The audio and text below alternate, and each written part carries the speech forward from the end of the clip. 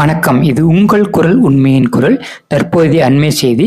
உச்சநீதிமன்றம் காட்டிய அதிரடி, வழிக்கு வந்த எஸ்பிஐ வங்கி தேர்தல் பத்திர விவரங்களை சமர்ப்பித்தது.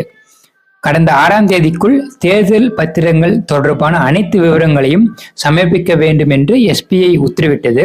ஆனால் இந்த விவரங்களை சமர்ப்பிப்பதற்கு கால அவகாசம் தேவை. அதனால் ஜூன் 30ஆம் தேதி வரைக்கும் கால அவகாசம் வேண்டும் என்று எஸ்பிஐ வங்கி உச்சநீதிமன்றத்திற்கு கூறியது. ஆனால் உச்சநீதிமன்றம் இந்த விவரங்களை சமர்ப்பிப்பதற்கு இவ்வளவு நேரம் தேவையில்லை. அதனால் இன்று மாலைக்குள் நீங்கள் சமர்ப்பிக்க வேண்டும், இல்லை என்றால் உங்கள் மீது தக்க நடவடிக்கை எடுக்கப்படும் என்று அதிகாரப்பூர்வமாக அதிரடியாக கூறியது.